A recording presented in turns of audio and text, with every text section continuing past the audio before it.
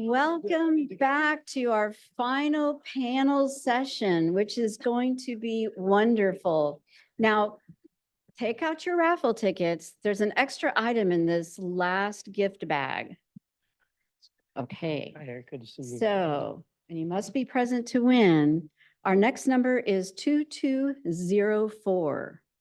2204. Going once? Going twice? Oh, you lost out. Okay. 2139. 2139. No? That's too bad. See, this is working. 2335. 2335. No. Okay. 2151. Bingo. No. Oh, yay. Awesome. Your name. Oh, great, Melissa. That was Melissa from Region 65 South here in Houston. So congratulations. Our final panel discussion is a related group of topics that sounds like a Jeopardy category. Pets, pests, and wildlife. And Dr. Placencia came up with that title. So this session is moderated by Dr. Sarah Hamer. Dr. Hamer is a professor of epidemiology in the Department of Veterinary Integrative Biosciences at Texas A&M University. Go Aggies. She is also the Richard Schubot Endowed Chair and serves as the director of the Schubot Center for Avian Health. Among her recent accolades is the Outstanding Scientific Achievement Award presented to her earlier this year. She also received the Texas A&M University Outstanding Graduate and Professional Student Mentoring Award for faculty. Congratulations on that. So please join me in welcoming Dr. Hamer. Thank you. Good afternoon, everyone. Howdy. It's great to be here. I'd like to thank the organizers and Janelle for bringing everybody together to have conversations today. And yes, this is our last moderated session of the afternoon, pets, pests, and wildlife. So as a moderator, I was asked to just prepare a few minutes of remarks to set the stage for this topic.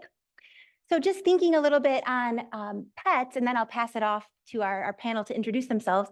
But thinking about, pets and, the first part of our session today, why so much emphasis on pets when we're thinking about zoonotic disease? And there are several reasons that come to mind, and I wanted to emphasize just a few that I think about as I'm leading our research lab at Texas A&M University.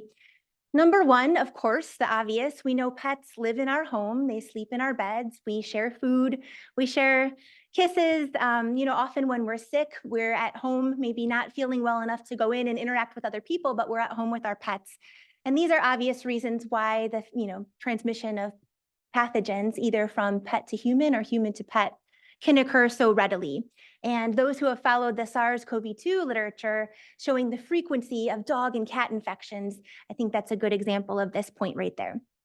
The second reason why pets are so important when we think about zoonosis is that they can really serve as indicators or sentinels, very sensitive indicators of the local risk or the local level of pathogen transmission for some zoonoses. And an example here is like when we go out hiking on a trail, we might bring our dog with. The human might be sticking to the trail for the most part, but our dog might be off leash and kind of going in and out of the woods, therefore even more exposed to vectors and local risks and wildlife that might be there. And so the level of infection in a pet might really be quite sensitive compared to what humans are exposed to. So they can be really good in surveillance systems. And in that example, you can see also how our pets might serve as a bridge from kind of wildlife-driven sylvatic transmission cycles to domestic cycles of transmission in our own homes. I wanted to make a note, and we'll see if it comes up as we move on, when we think about pets, there's different types of pets, of course, our owned animals, but then also our shelter animals or our feral animals. And you can think about this concept of, exposure to the outdoors, exposure to vectors, and which group of animals might have greater exposures. And therefore, we would advocate heavily that in any surveillance program of pets for zoonotic diseases, we really can't forget about those animals on the streets or those showing up at shelters, because they might even have more of an indication of local pathogen transmission risk. And I wanted to make the point on these pets that I'm really excited about how the research field is increasingly going to pets as management tools for reducing zoonotic disease transmission. We can take the example that was presented earlier about just how animals in general can be managed to protect human health, like the rabies vaccine deployment. Well, think about our pets and how can we treat them so that they can be a barrier to pathogen transmission. And one research line that's been really exciting in our lab lately has been using systemic insecticides in novel ways on pets to block their contact with vectors and block vector-borne transmission that's not only going to protect veterinary health, but also human health. And then in closing on just this brief kind of setting the stage for our topic, I've lived in Texas now for over 12 years. And, being someone who was wanting to build a career on zoonotic disease, ecology, and research, this has just been such an amazing state to do so, given, the subtropical climates that facilitate so many different vector species to interact with us and our animals, proximity to the border that has been mentioned a couple times earlier, all the diverse ecoregions, which means we've got diverse wildlife communities and so many different zoonotic diseases to look at. And then also the diversity of captive animals. So here in Texas, we have a lot of, for example, farmed white-tailed deer, which are now being looked at as reservoirs for SARS-CoV-2.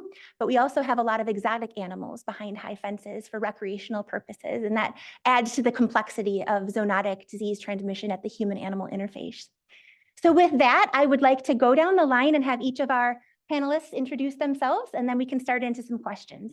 Dr. Anstead, you're first, please. Hello, I'm Greg Anstead. I'm a professor of medicine and infectious disease at University of Texas Health Science Center, San Antonio. And I do my work as a clinical infectious disease specialist at University Hospital San Antonio and the San Antonio VA Hospital. Thank you. Dr. Fonken? Hi, I'm Eric Fonken. I'm a veterinarian with the Department of State Health Services Zoonosis Control Group. I'm also the emoji on the screen today. The only one without a picture. That's my fault. Yeah. Camera shy. I'm the assistant state public health veterinarian. I also manage our programs, field surveillance and intervention team. So we go out and do some zoonotic disease surveillance in animals. We work with Leanne Lawton's on that team. Spoke earlier, look at a lot of mosquito-borne, flea-borne illnesses. And then our kind of intervention is the oral rabies vaccination program, which some of you may be familiar with. That's our big project. Thank you. Dr. Gunter? Hi, good afternoon. My name is Sarah Gunter. I'm an assistant professor at Baylor College of Medicine and Texas Children's Hospital. So I'm in the Department of Pediatric Tropical Medicine, where I run our laboratory for infectious disease epidemiology. My work started out in Chagas disease, and since starting my own lab, I branched out some into mosquito-borne disease and tick-borne disease. And then being in a National School of Tropical Medicine, I also work with soil-transmitted helminths. And finally, we have Dr. Stigler Granados. Hi, good afternoon. I'm Paula Stigler Granados, and I'm the oddball here from San Diego State University, but there's a story behind that. I'm actually started here at UTHealth in San Antonio as my first tenure track professor job. So I'm now an associate professor and the chair of our environmental health division at San Diego State University, and also working in Chagas disease. I have a Chagas disease lab as well at San Diego State University, and I still have an adjunct faculty position at Texas State University where I still have a lab. So, and even though I live in paradise now, I love you all so much that I still spend my summers in San Antonio. So I'm pretty hardcore Texan. You can't take it out of me. So that's why I'm here. Great. So thank you to all of the panelists for being here. We have some pre-written questions that won't be a surprise to our panelists, but I'll pause at different times. And if you've got questions in the audience or online, we can address those as well. And the first one will be directed primarily to Dr. Fonken and Dr. Gunter, but anyone can chime in.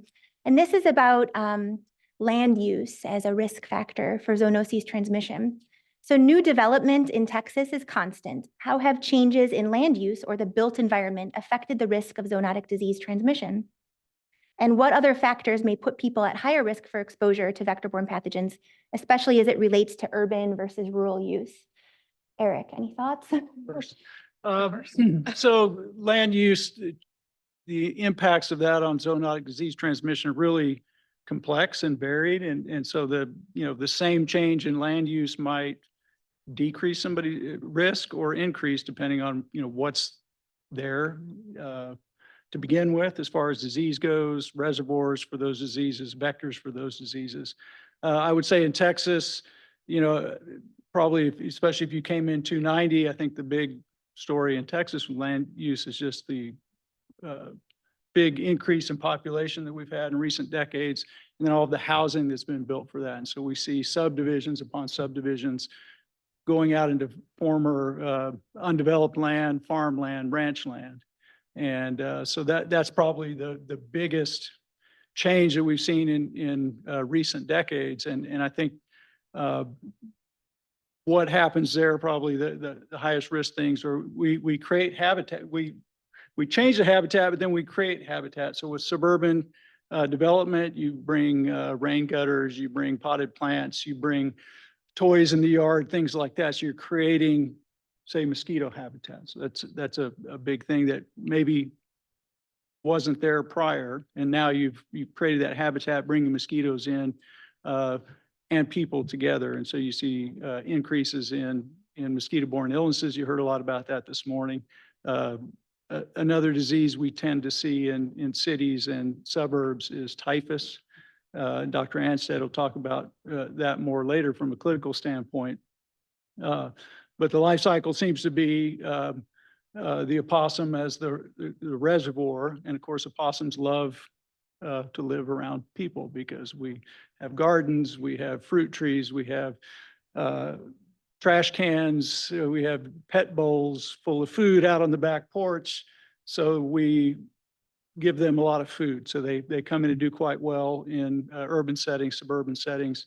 And especially if they come into your yard and you have pets, then the cat flea, which is the main vector, can go from the opossums to your cat, your dog. They bring them in the house, and then you get bitten by a flea, you get typhus. So those are probably the two big things. I would say, around the world, urbanization is a big thing. Development of farms is a big thing. You're cutting down forests, undeveloped areas, putting farmland in there. You're changing the habitat, maybe bringing reservoirs and vectors out of intact forests that then proliferate on farmland. That's probably more of an issue in developing countries than here. So I don't want to get too far away from Texas. There's a lot of really interesting examples of that worldwide, but I'll stop. Thank you. Sarah, did you have any additional thoughts on this topic? Yeah, so I think just dovetailing off of that, one of the things that we saw a lot with investigating Chagas disease was people who lived abutting undeveloped areas was kind of a risk. So we see when people move into these kind of undeveloped areas and live next to where wildlife are active and next to where we see sylvatic transmission of disease, that's a big risk factor for something like Chagas disease.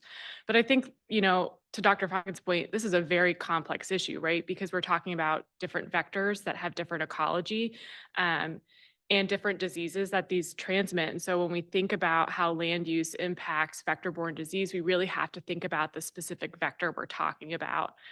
And so some of them are going to be more influenced by being in a rural area where wildlife are active. Some are going to be risk factors that we see unique to urban environments. So, just to highlight some of the work that we've done in my lab, we found in doing an analysis of our vector population here in collaboration with Harris County Vector Control, Dr. Jabot, who's here as a postdoc in my group, found that infrastructure was such a huge contributor to mosquito populations that we could tell just by the age of the home in a neighborhood how likely there was going to be a high abundance of mosquitoes.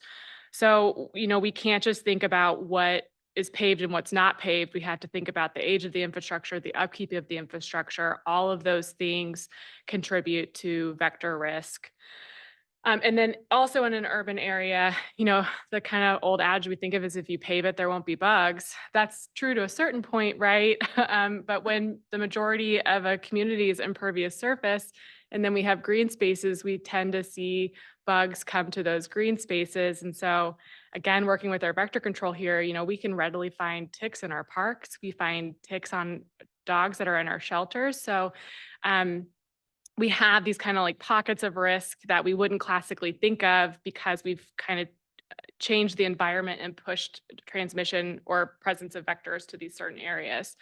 So it's a hugely nuanced subject, but something that we really have to keep into consideration when we're planning vector control. We can't just paint with a broad brush to say, oh, it's urban, oh, it's rural. There's so many aspects to the infrastructure and the built environment that really contribute to disease transmission. Great, thank you. And thanks for sharing some of your lab's research on the topic as well. The next question that I'd like to ask has to do with social determinants of health. And this will be targeted initially to Dr. Paula Stigler Granados, who's an expert in this area. How do social determinants of health impact a community's vulnerability to zoonotic diseases? And what can be done to make communities more resilient to emerging infections, including community response? Great, thank you. This was, I think, largely also several panelists before us have discussed a lot of these social determinants and risk factors. And I think that it's always kind of hard to go last because you guys have already heard such great responses.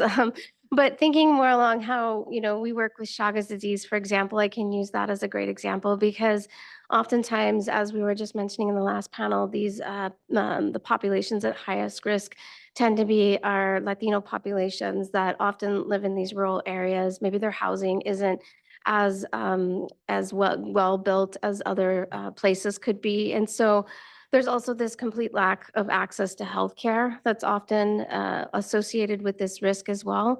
And of course, with some of these zoonotic diseases not being so symptomatic, for example, with Chagas disease really being an asymptomatic disease that unfortunately can become fatal if left untreated for a very long period of time, it's often not like at the forefront of our minds for an outbreak per se. However, knowing that, you know, in South Texas, in rural areas, even in San Antonio, in the urban areas, having a lot of triatamines active in multiple places where people are just living with them day to day, it's showing this idea that these diseases can be everywhere for longer periods of time.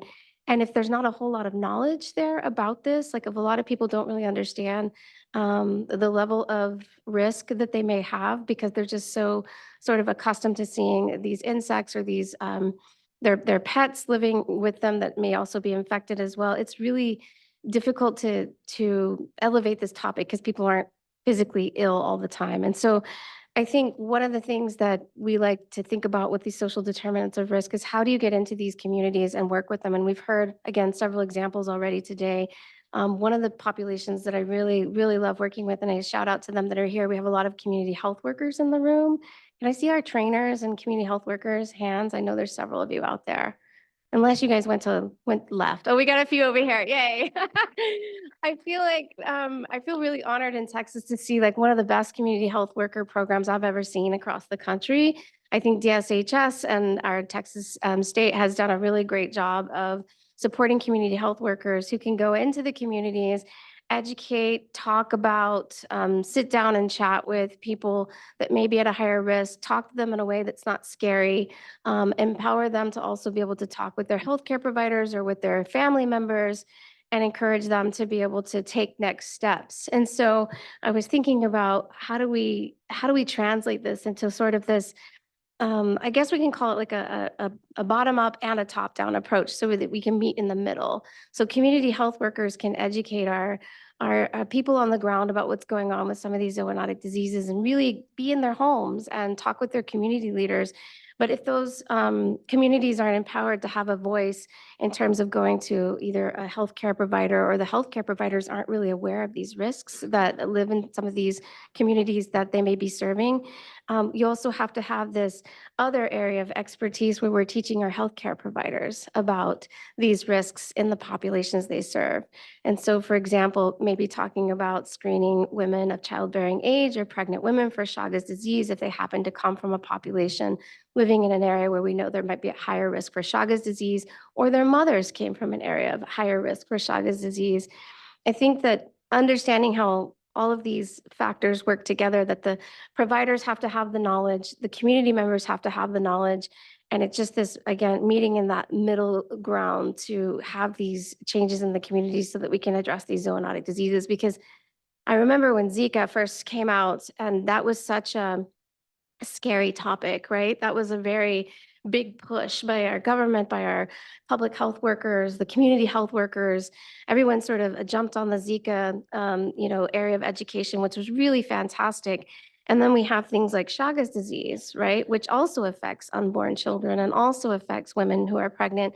And there's not a whole lot of conversations going on around that. So again, linking those networks we already have in place for other zoonotic diseases with some of the ones that get a little less attention, I think is also one of those bridges for understanding how these social determinants of health can work together. It doesn't have to be isolated pockets of these diseases. They can actually all bridge together with some of those networks like community health workers. Awesome. Thank you so much for that. I have additional questions, of course, but I wanted to pause and see if anyone from the audience has a question related to the topic so far, land use or social determinants, or any additional comments. Is there anyone online? So just, it kind of falls into what you were just talking about right now about Chagas disease. The question is more about rural areas, not just underserved areas. If you had a little bit more detail to dive into about rural areas and Chagas disease. Yeah, I think we actually have several experts here that could talk a little bit more about that. But yeah, so rural areas, especially in Texas, as we know, there's quite a few triatamines, and we do have a high prevalence of infected triatamines. And we've also found through Dr. Hamer's work and others that some of our dogs are also infected with Chagas disease. So we do know that there's the species that are living in close contact with our human populations and our animals.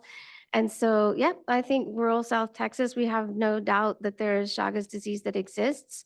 There's no doubt that transmission locally is occurring. Sarah and I were just kind of looking at charts of, over the last, since 2013 to current, like local transmission in Texas is on the rise, but it's also because we're looking for it. And so I think with things like Chagas disease, if we start looking more in our rural areas and even in our urban areas, the more we look, the more we will actually find it. And this goes back to, it's difficult to diagnose Chagas disease, mostly because most of our healthcare providers don't know necessarily how to diagnose it, and because it's symptomless. I mean, anybody in this room could have the disease and not know it because you wouldn't have the symptoms. And so when you ask your provider to test you, they may say, oh, well, you don't fall within this population at risk. And I've been saying for a long time, and my colleagues know this, that I always say, if you're from South Texas, it doesn't hurt to get tested, because not everybody, you don't just have to be Latino, Latina, or living in a rural area with substandard housing to actually be at risk in Texas for Chagas disease, because we've got some pretty mean species of Gersteckeri and sanguisuga triatamines that are really starting to be more close to humans. And so kind of going off on a tangent there, but in really rural areas may experience a higher rate of triatamines just because there's a better, environment for them to live. And so we found the bugs in $1 million homes. We found them in trailer homes.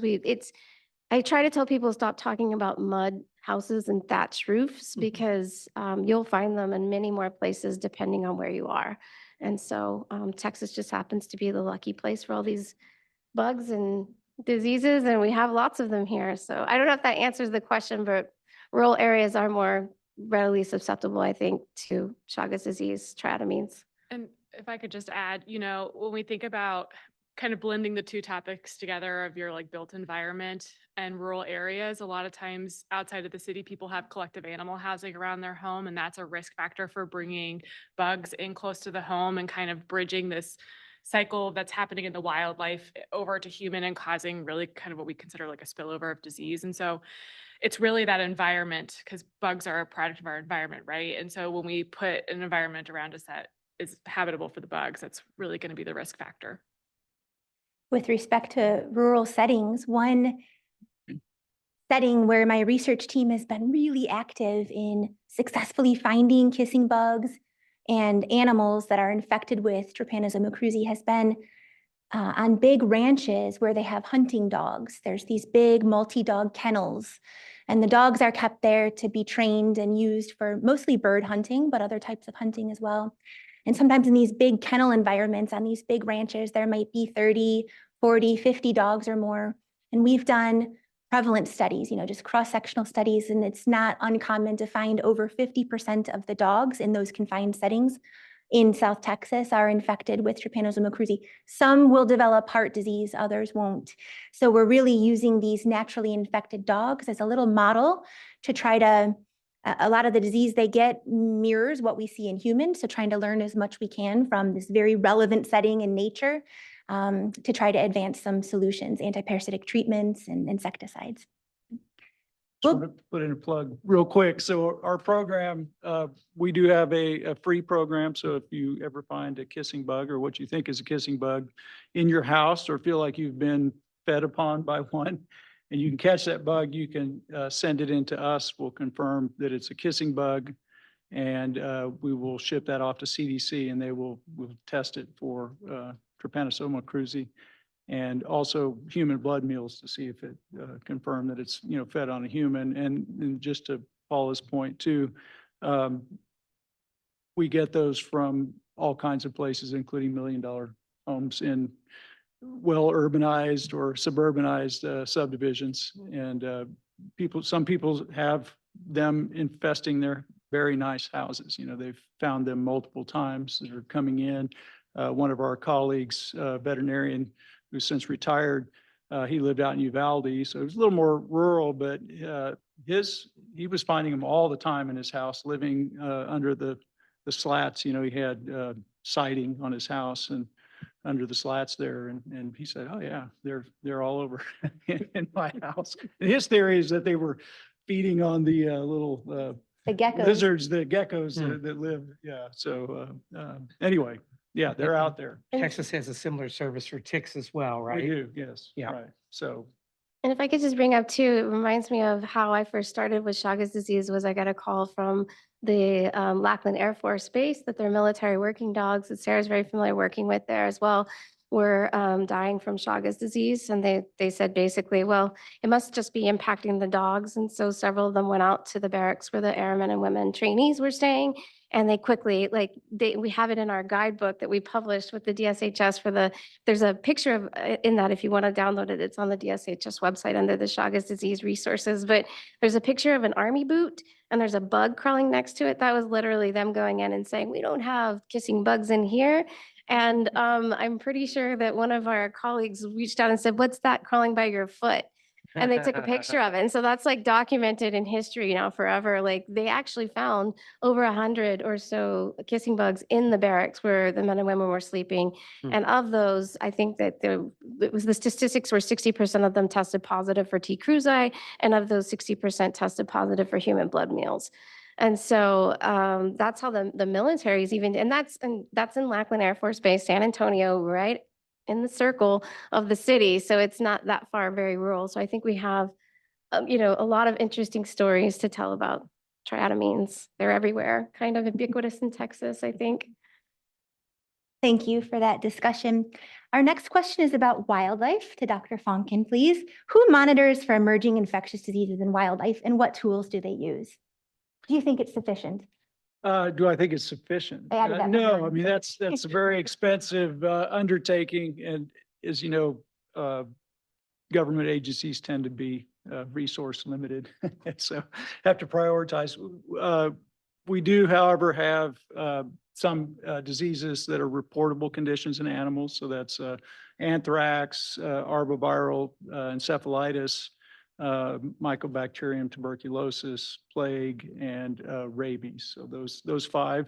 So when those are diagnosed, either a laboratory or veterinary clinic, otherwise they are reportable to us.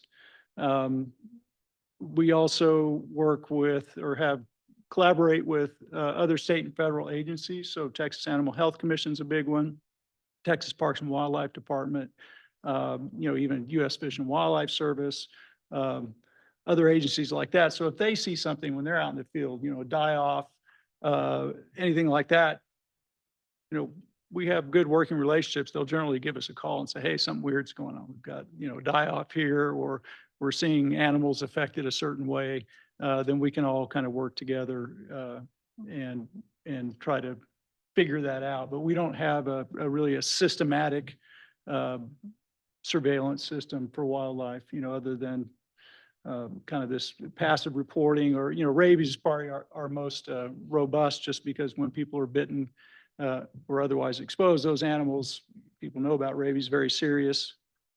Not enough people know about it, but those animals go into the lab, get tested, and of course, then we have a very robust follow-up on any positives or non-negatives. Great, thank you.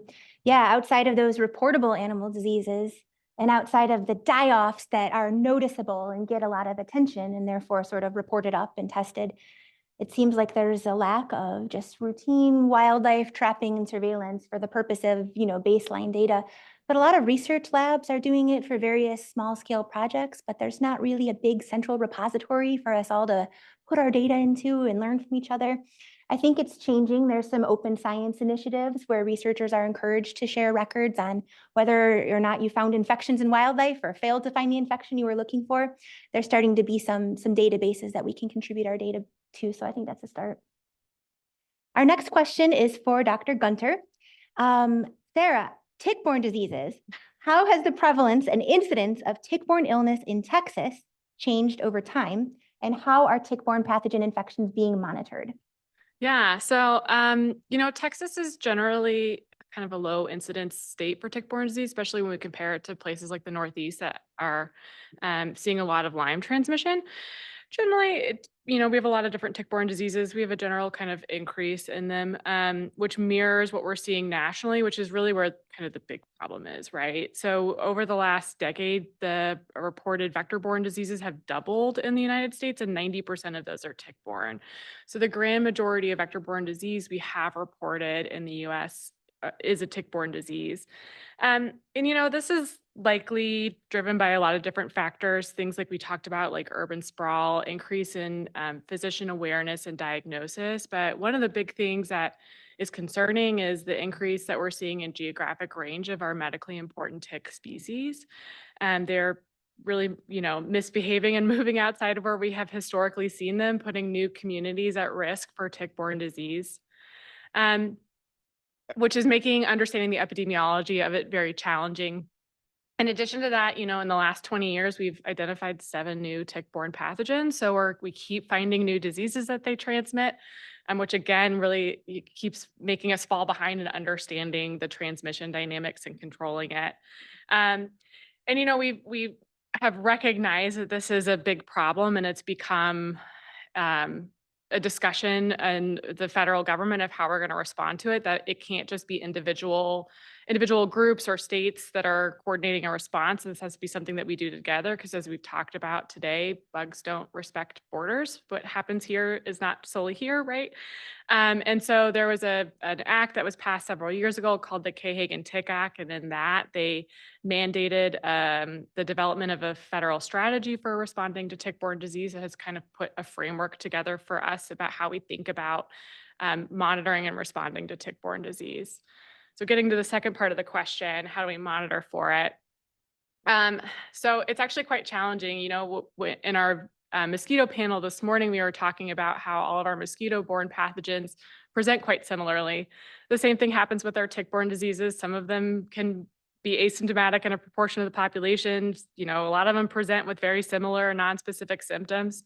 So one of the things that we rely on is clinical suspicion, right? So your clinician has to know that you're in an area where tick-borne disease could happen, so that when you come in with a fever and a rash, and say that you just went on a hike, they're going to say, oh, well, let's consider rickettsia. And when our ticks are moving into new areas, that becomes really challenging. Our diagnostics for tick-borne disease are quite cumbersome. They're not easy to use. A lot of them rely on a 2 time point serology, which is just challenging because once you feel better, you don't want to go back to your doctor to get another blood draw just to know what disease you had. And so a lot of it comes back to kind of a similar conversation we had about mosquitoes this morning. It's surveying the vector itself. And so going out and surveying the ticks and monitoring the tick population gives us a lot of information about the distribution, the potential for disease transmission. But unfortunately, it takes a lot more effort to collect ticks. We have to go out and get a big white cloth on a dowel and drag it behind you. We can do some CO2 trapping, but it takes a lot of manpower and effort to do that. So, they're starting to get some coordinated strategies for how we're going to do this surveillance. We're very lucky here in Houston that our vector control does a ton of tick surveillance. It's uncommon to have vector controls to have the bandwidth to do that, but it gives us a lot of information, at least for our community, about tick risk here. And so, the CDC's put out guidelines for how to do that collection. To Dr. Hamer's point about how can we coordinate that data so that it's not these kind of piecemeal pieces of data, but we can start to build a network to understand tick-borne disease risk throughout the state. So, we have different entities that are doing surveillance, our vector controls. Through the KHAG and Tick Act, we also had vector-borne disease centers of excellence that were established throughout the country. They're doing a lot of spearheading for tick collection and surveillance, and then our academic institutions will do it as well. One thing that we're starting to see is like a citizen science approach to it. So can we have the community submit ticks? So the state does that, and I think Dr. Fonken will talk about that a little bit. And then we also do some tick testing in my lab for ticks that are in the environment off of hunter-harvested animals to help get a sense of where ticks are moving, because it would take so much manpower to survey all of Texas that it really would take, dedicated teams just doing that. But if we could have people who encounter ticks and while it's not perfect data, it gives us something to start with.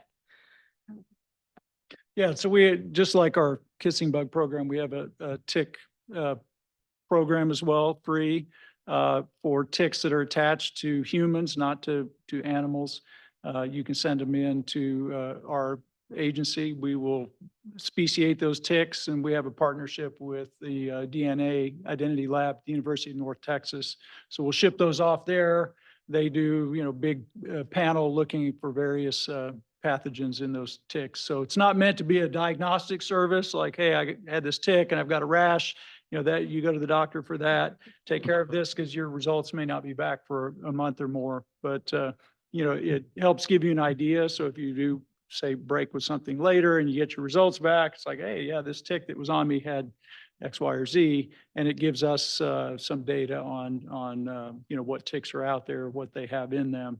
Again, imperfect, but it's kind of the best that we can do with the resources we have. So, and we rely on those kind of partnerships with academic institutions and others to help facilitate that. Can I bring up one more resource I've found out about recently is that the U.S. DoD for all military active duty veterans and family members of anybody that has been or was in the military or is in the military, they have something called MILTIC, MILTICK, and they also do something very similar where you can submit their bug. I don't know if you guys have worked with them before, but it's free for veterans or active duty, or again, I've had family members of active duty people send their ticks in. So that's another resource. If you just look up MILTICK, MILTICK, they can have more information. Their website's a bit slow to load, but be patient. It's the military, they get you there. It just takes a while. So, but yeah, that's another resource as well for armed forces as well.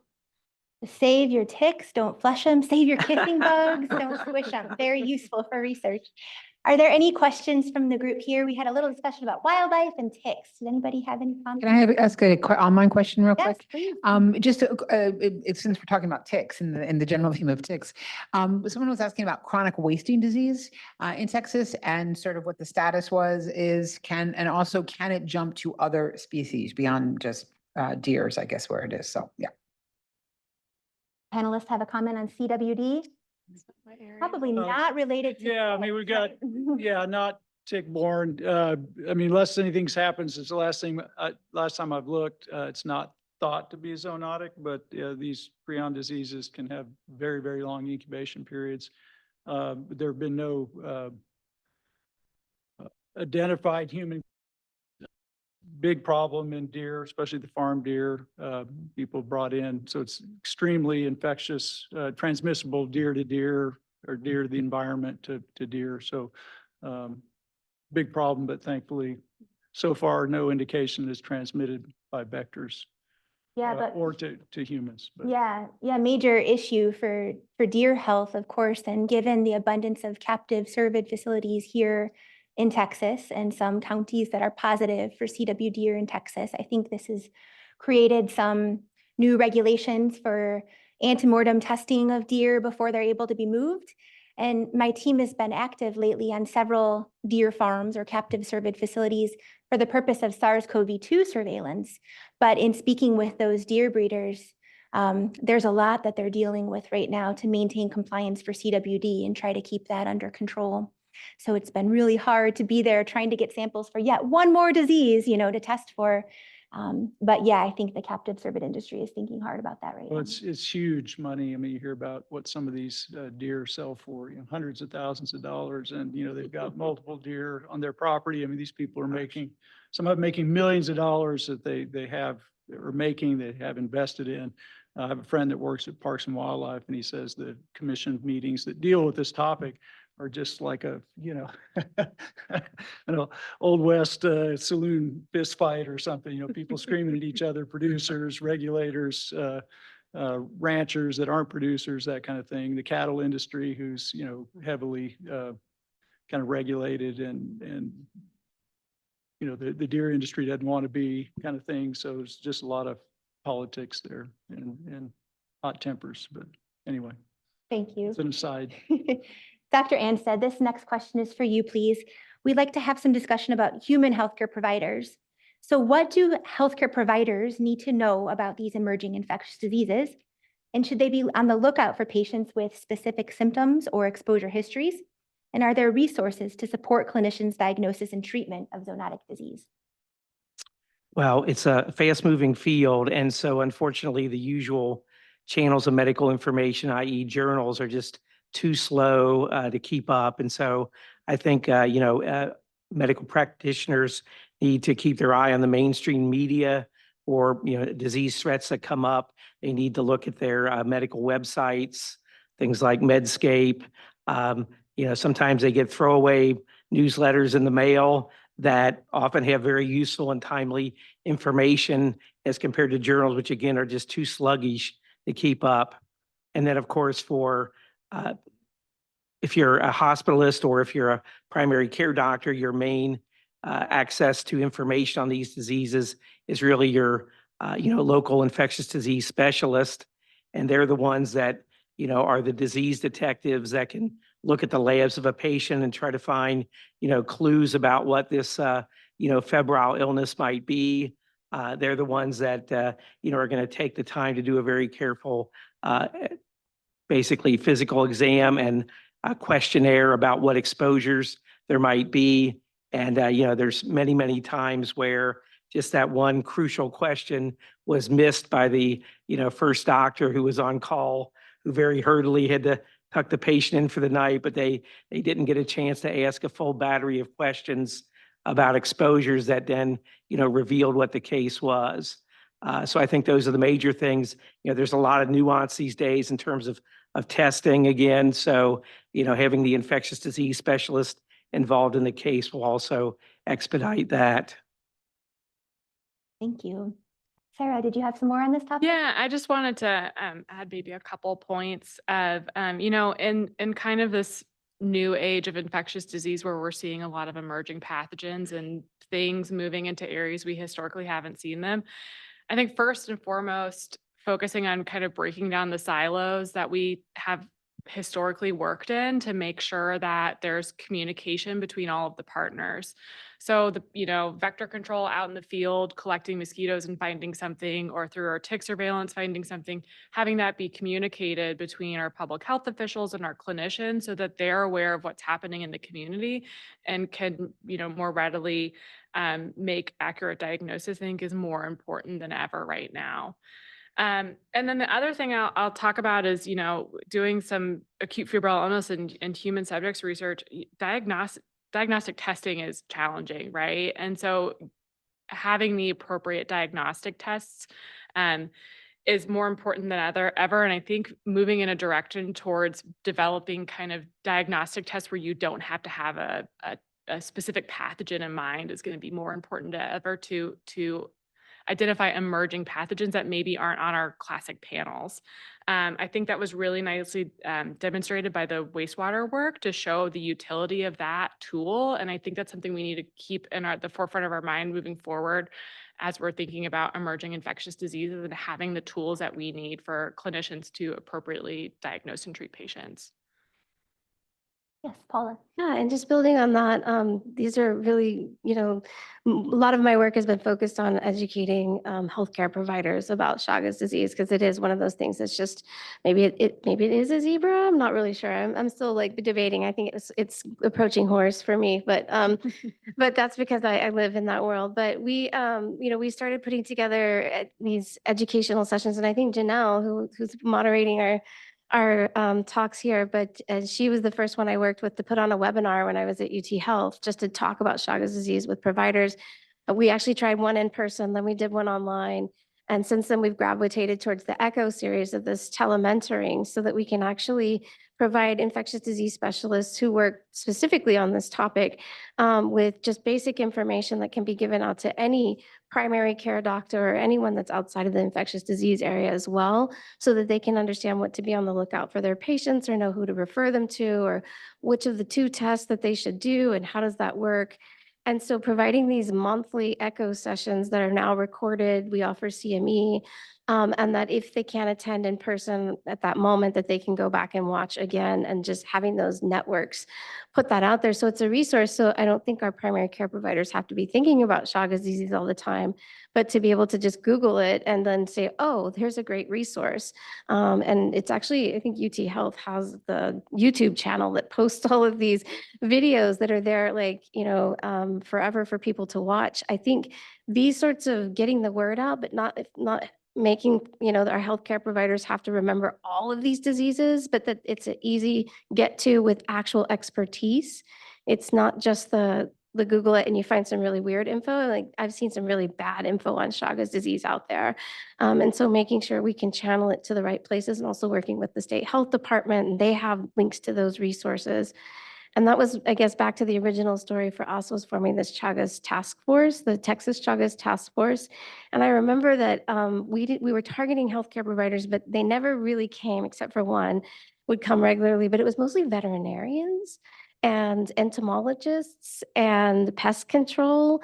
And so it was really interesting that they were like, how do we get to these doctors to talk to them about, this is a One Health experience? And we came up with the idea, since more veterinarians and than ever I knew in Texas knew exactly what Chagas disease was, but physicians had never heard of it. Or I heard about that in medical school, but we don't have that in the United States. And veterinarians were screaming, oh my God, half my dogs are having, well, maybe not half, but a lot of them are having Chagas disease. And so I said, could we just have you guys write a letter and give it to your client, the pet owner, and so that they can take it to their physician and say, my dog is tested positive for Chagas disease. Could you please test me and my family? The chances are low that they would have it, but there's still a chance that they're living in the same household. The dogs don't give it to them, but they're living in the same place. And so that communication just between our One Health practitioners, our veterinarians, our entomologists, working together to put that information out there in one place so that the doctors can say, oh, we do have it here. Okay, what test do I run? And then maybe just put that in the letter too, because that's also a little bit tricky with diagnostics, just like with ticks. So things like that I think are helpful as Can well. I add something else about infectious diseases, manpower? So 80% of the counties in the United States do not have an infectious disease specialist. So one of the, I guess, good things, if you will, that came out of the COVID experience was a telecare network. And so fortunately then, some patients in rural areas then may be able to be connected with an infectious disease specialist through now, telecare. The other problem is in terms of training infectious disease doctors. So only 50% of the infectious disease training slots are being filled these days. The reason, of course, is that infectious disease doctors are not paid as well as other doctors. Okay, so this not only affects patients, it really affects, pandemic preparedness. It affects, issues of bioterrorism. It affects our, if we were to get into a major war, it would be very important in that regard.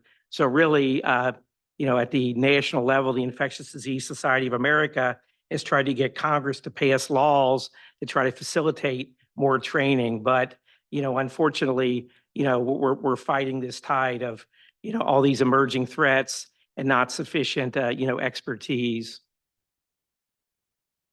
Thank you for that discussion. Now we're going to talk about pets for a moment, dogs and cats in our houses. So Dr. Fonken, are there any pathogens that routinely infect household pets that are transmissible to humans?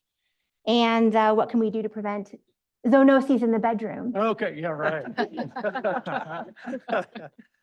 Yeah, I mean, there's quite a few, your typical well cared for pet, you regularly take them to the veterinarian, they get their vaccinations, you're feeding them commercial food, pretty low risk, but, dogs and cats, I guess. It kind of depends on the pet, if you're talking, reptiles and amphibians, things like that, salmonella is a big issue with those. It's just kind of normal flora, really no way to get rid of it. So, there's some federal and state regulations in place about, turtles and prohibitions on selling certain size turtles and having to have signage, if you're selling those species in a pet store. Fish and other aquarium, there's a lot of diseases there, bacterial diseases, there's Mycobacterium marinum, which is common. So again, you can have some transmission there. Really getting into, cats and dogs, you've got your kind of bite associated pathogens, rabies is our big one that we worry about anytime you have an animal bite. Typically it's reservoired in wildlife, but it does spill over in cats and dogs. We get 15 to 20 cats and 15 to 20 rabid dogs a year typically. And then those are the ones that really cause problems for human exposure, because we're not out there picking up the skunk, on the roadside, or the raccoon, or something like that. We do, for some reason, kids love to pick up bats, so that's a problem. but it's really those exposures to the puppies that were exposed to a skunk and then break with rabies, and somebody's been caring for them, or a stray dog taken in, something like that. You got some bacterial pathogens that are normal flora in cat and dog mouse, like Pasturella and Capnocytophagia. So those can cause very severe disease in humans with a bite. You've got hookworms, roundworms, tapeworms, things like that can be vectored. Leptospirosis is a problem in dogs that range into untreated water. Hunting dogs. Things like that, they can get infected, bring that into the house, shed it in urine. So a whole bunch of things, ringworm, mites, sarcoptic mange, things like that. So, but the key point to reducing exposures there is taking really good care of your pet, regular veterinary checkups, dewormings, flea and tick control, vaccinations, keeping your pet from, we all like to take them in the park, but hey, I know my dog, oh, look, a dead squirrel that's been dead for a month and she's over there trying to chew on it. Don't let them eat dead animals, drink from untreated water.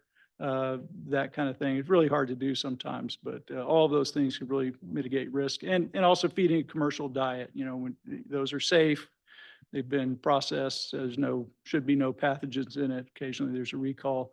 But you know, you start getting into like raw food diets and things like that with raw meat, then you're opening up the door to things like salmonella and E. coli and other things that could be in there. But Thank you. We just had a little discussion about our human healthcare providers and about pets. So just a quick check-in. Are there any questions in the room or online, please, before we move on to our last question? All right, we're on to murine typhus. This is your time to shine. We heard it mentioned in our keynote as being one of the few that you chose to mention. So murine typhus, also known as flea-borne typhus. We've heard a little brief introduction that this is spread, at least in part, by feces of cat fleas that are associated with cats, possums, and other critters.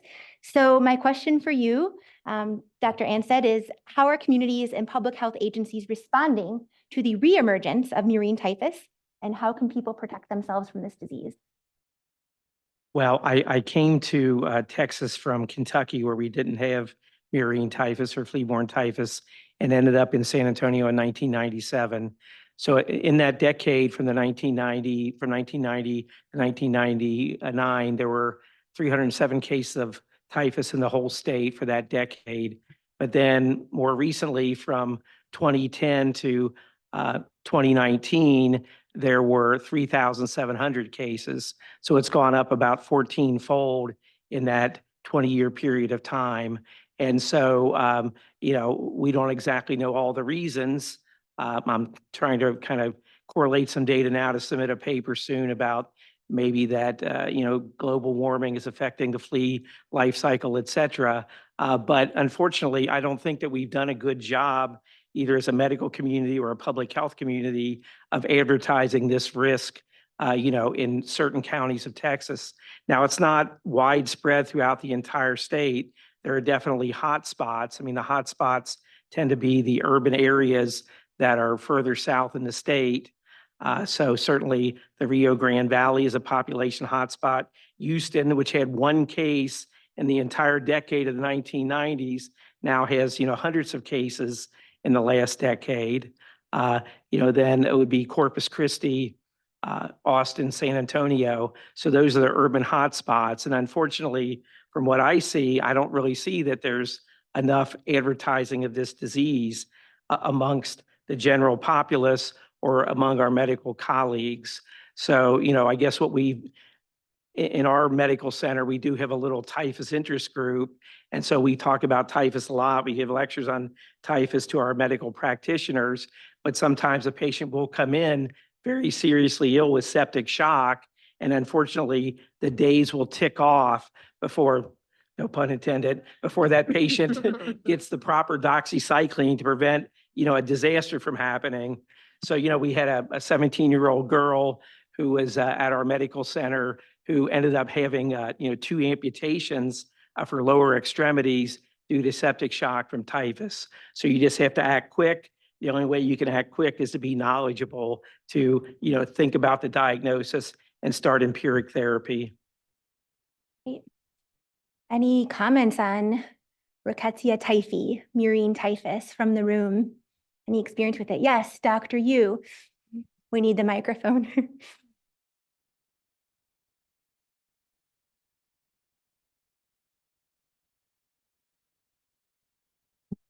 Thank you.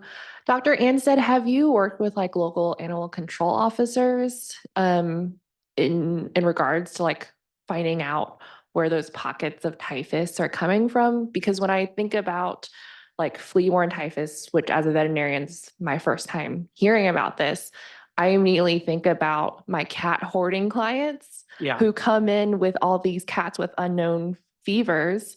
And then they, like, I had one client, she was like, I'm having vision issues. And I'm like, how did you drive yourself here?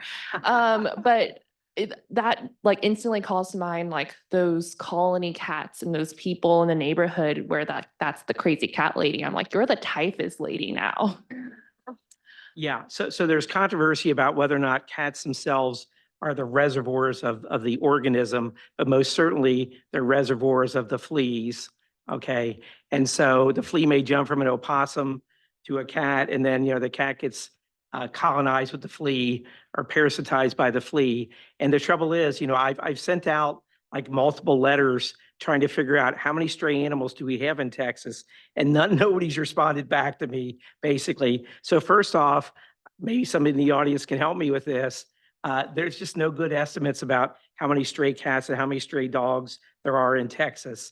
I mean, when you look at the United States as a whole, sometimes they say the number of stray cats may be equal to the pet cat population. And I saw one assessment of stray dogs in San Antonio where they basically said they were probably about an 18-to-1 person to stray dog ratio within Bexar County of San Antonio. Yeah. So first off, we don't know the extent of the problem. We don't know the extent of the flea problem within these stray animals. And then again, we don't have sufficient education to tell people about how serious this disease can be. Yeah, and maybe that would discourage some of these, stray cat feeding. And, when these cats congregate, of course, they can create what I call a flea nursery, where there's all these fleas that are, breeding, leaving eggs, flea feces are being, scratched off by the animals. And, then it just acts as a place where people can pick up flea infestation themselves. That's a good note to end on. Thank you to the panelists.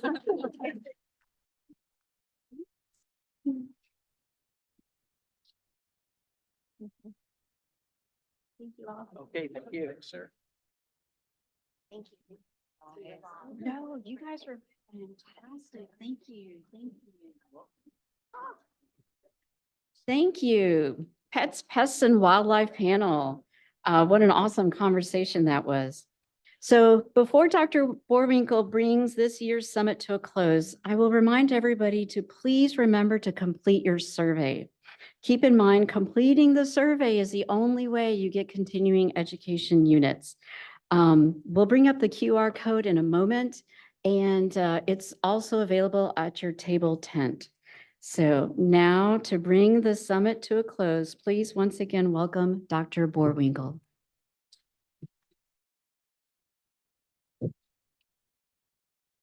I really struggled with what to say. It reminds me of a very early in COVID, very early.